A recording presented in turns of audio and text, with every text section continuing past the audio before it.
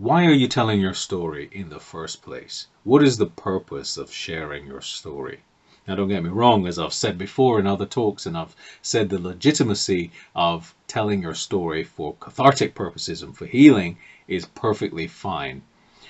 But we're not telling stories for that reason in our engagement. We have other objectives more often than not, right?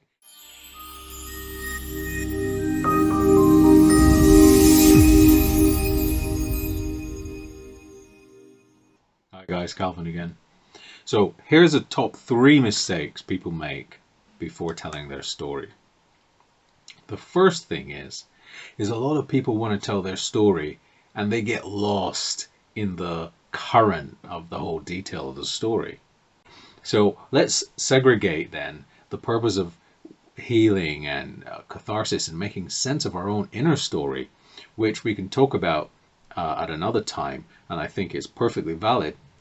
But why are you telling your own story right now? So the first mistake people make is they don't understand, or they don't get clear on the purpose of the story they're telling.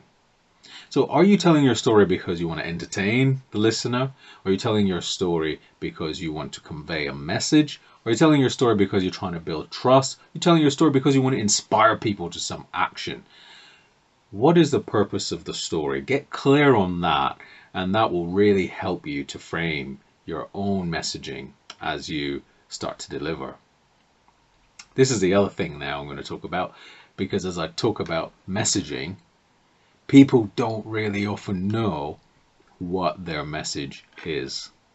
So you might remember from my earlier talk on the introduction to mindful communication, we all have a deep hidden message for so many of us, buried deep inside, speaking in the voice of the silent narrator, the true inner narrator, our true voice. Now is the time to rediscover your voice and step into your power. What is the voice saying?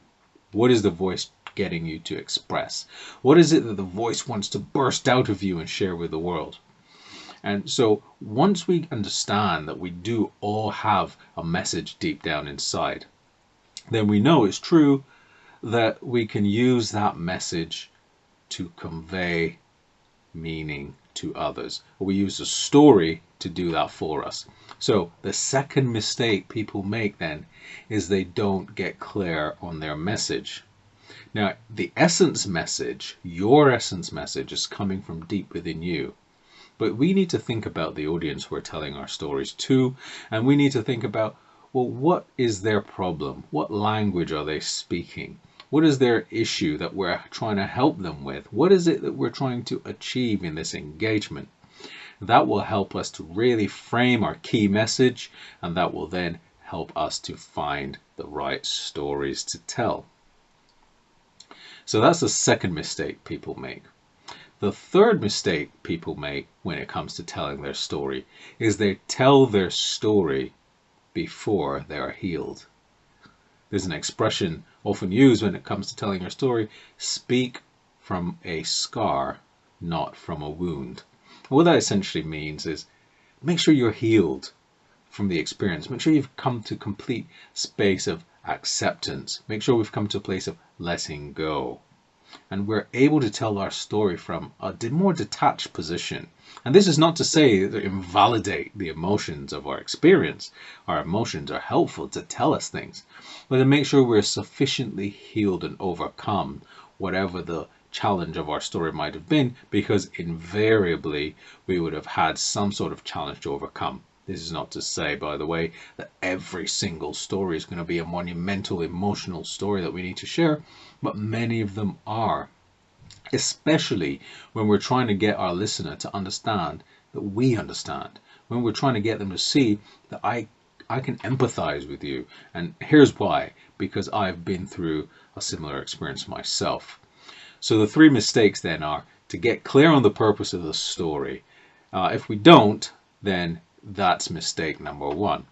Mistake number 2 is speaking or sharing your story in whatever that medium might be without having a message at the center, and knowing that that message, of course, will be driven by the purpose, right? whether it's inspiration, teaching, in entertainment, it doesn't really matter. The story is always the vehicle of the key message. And the third thing is to make sure that you are healed. Make sure that you're speaking from a position of power, not a position of pain. Make sure you're speaking really as a hero in that moment and not from a position of hurt. So take those 3 steps away. When you think about when you want to tell your story, what 3 things you got to have done, the basics, first and foremost, before you even go out and start sharing that. Do you know the purpose of the story? What is that? Do you know the key message? What is that you want to say, that you want to get across? And are you healed from the experience? Are you still living it? If you are, then it may not be the appropriate medium to drive that communication purpose across. Later, we're going to talk about the real power of using stories to heal, to gain meaning and insight into our own experiences, and that is for us. That is for us on our own personal development journey, and there's a lot more we can talk about that.